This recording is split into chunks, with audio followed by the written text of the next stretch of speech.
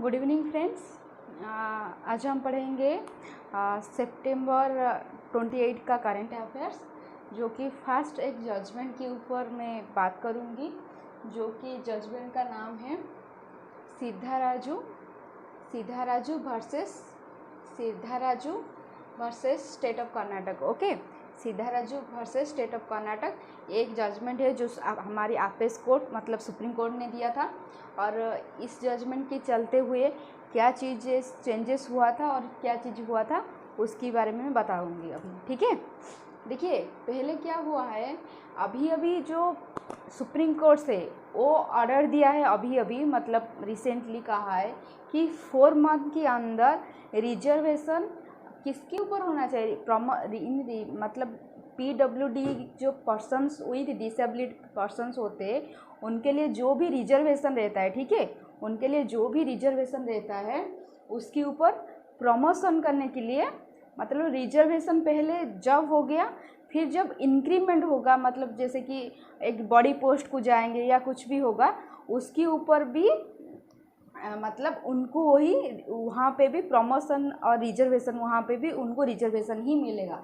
इसी के बारे में सुप्रीम कोर्ट ने किसको कहा है, गवर्नमेंट ऑफ इंडिया को कहा है। और ये चीज़ जो कहा है वो उसको इंस्ट्रक्शन दिया है कि उसको मतलब 4 मंथ के अंदर उसको लागू करने के लिए सुप्रीम कोर्ट ने ऑर्डर दिया है। ये जो जजमेंट था, ये कौन सी जजमेंट में सुप्रीम कोर्ट ने बोला था, जनवरी 14, 2020 सिद्धाराजू वर्सेस स्टेट ऑफ कर्नाटक का जो एक केसेस था उसके ऊपर सुप्रीम कोर्ट ने अपना जजमेंट दिया था। और उस जजमेंट के चलते ये बोला था कि जो डिसेबिलिटी पर्सन होते, पर्सन विद डिसेबिलिटी PWD का जो पर्सन्स होते हैं उनको मतलब रिजर्वेशन में भी प्रमोशन मिलेगा। ठीक है, उनको रिजर्वेशन में प्रमोशन मिलेगा, ये चीज़ उसने बोला था। ठीक है, उसके बाद क्या बोला है, This judgment said instructions should be issued.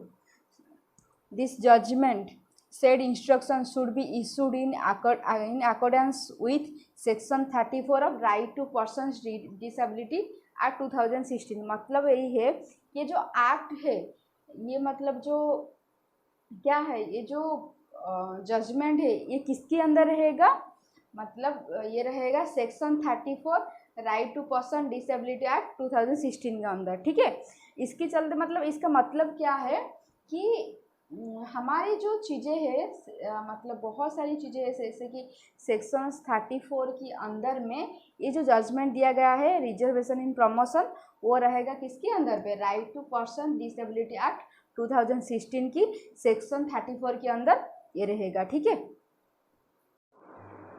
देखिए ये जो रिजर्वेशन है प्रमोशन के ऊपर, मतलब रिजर्वेशन के ऊपर जो प्रमोशन का जो प्रोसेस है इसके बारे में और भी पहले से बहुत सारी जजमेंट हुआ है। ठीक है, और मैं अभी उस कुछ जजमेंट है जो पहले से भी मतलब लागू हुआ है उसके बारे में मैं अभी बताना चाहती हूँ, क्या जजमेंट है और क्या क्या लागू हुआ है पहले से, वो बस मैं अभी क्लैरिफाई करती हूँ। ठीक है, पहले क्या हुआ है, इंदिरा साहनी जजमेंट केस। ठीक है, वो कौन सी मसीहा में हुआ था, 1992 में हुआ था।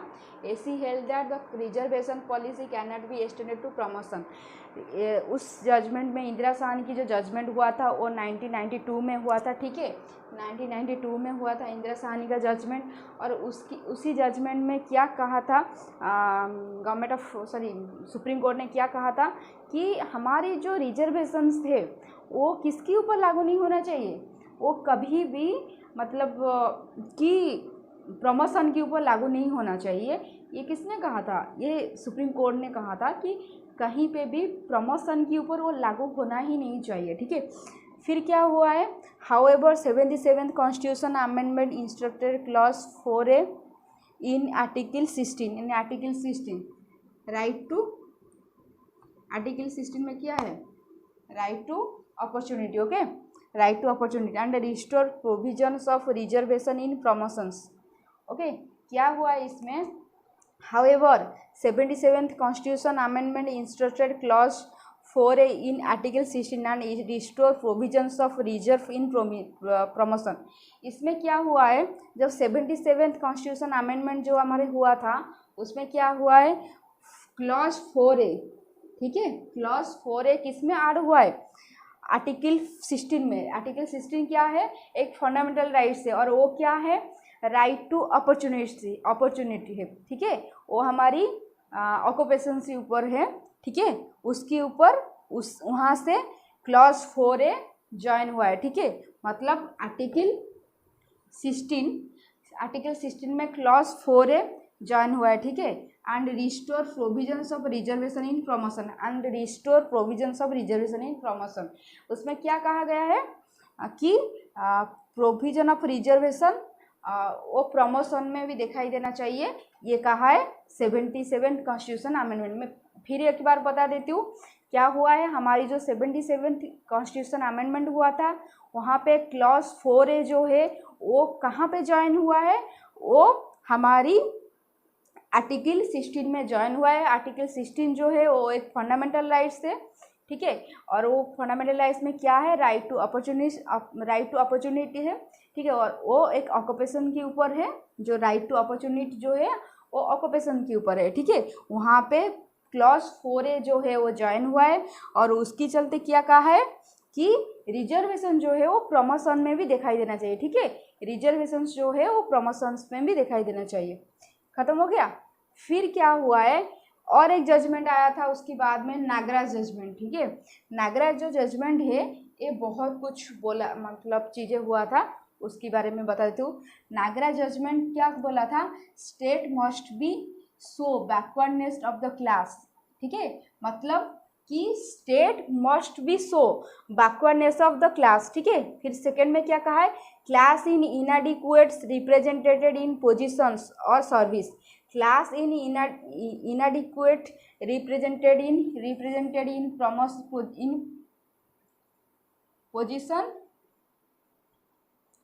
और सर्विस, ठीक है, class in inadequate represented in position और सर्विस, ओके। फिर क्या हुआ है? Reservation in the interested of administrative office, ठीक है, रिजर्वेशन जो है कहाँ पे इंटरेस्टेड होना चाहिए? एडमिनिस्ट्रेटिव ऑफिस में होना चाहिए। पहले तो state so backwardness of the class, मतलब स्टेट जो है वो बैकवर्डनेस दिखाएगा, ठीक है। फिर class in inadequate represented in position और सर्विस, क्लास इनएडिक्वेट रिप्रेजेंटेड करेगा पोजीशन और सर्विस का। फिर क्या होगा? Reservation are in the interested of administrative office, ठीक है, रिजर्वेशन जो है वो इंटरेस्टेड किसके ऊपर होगा? एडमिनिस्ट्रेटिव ऑफिस के ऊपर होगा।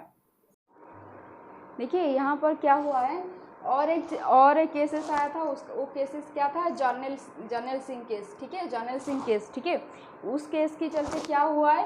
Applications of creamy layer in applying in schedule caste and schedule type, ठीक है, मतलब जो क्रीमी लेयर से है वो अभी कहाँ पे अप्लाई होगा? शेड्यूल कास्ट और शेड्यूल ट्राइब का जो रिजर्वेशन है वहाँ पे क्रीमी लेयर अप्लाई हो पाएगा। और एक चीज़ भी हुआ था, ये नागराज जजमेंट का जो था ना, state must be so backwardness of the class, इसको भी वो रिवेल कर दिया था, मतलब शट डाउन कर दिया था इस जजमेंट में, ठीक है, कि ये तो पहले क्या था, नागराज की जजमेंट की बात, ये चीज़ें ज़रूरी थी, ठीक है, लेकिन ये जर्नल सिंह केस की बात ये नेसेसिटी नहीं रहा। उसके बाद क्या हो गया? Applications of creamy layer in schedule caste and schedule tribe, applications of creamy layer in schedule caste and schedule tribe, तो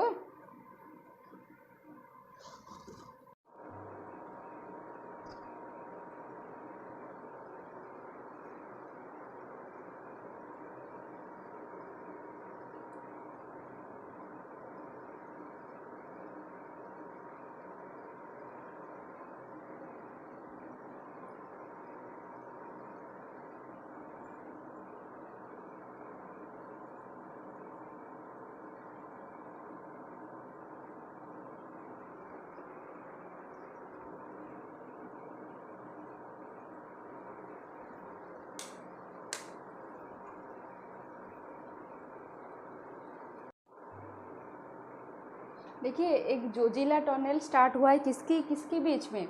श्रीनगर और लेह के बीच में, लेह, ठीक है, लेह लद्दाख, ठीक है, श्रीनगर वैली और लेह लद्दाख, लेह की बीच में एक जोजिला टनल स्टार्ट हुआ है। ये किसके ऊपर होगा? NH1 में होगा, ठीक है। It's bring social and economically connections between Srinagar valley and Leh, okay, ठीक है। फिर क्या हुआ, ये जो हाँ स्ट्रीट मतलब रास्ता है वो 3.5 आवर्स की है, और ये कितना किलोमीटर की रास्ता है, 4.5 किमी का, ठीक है।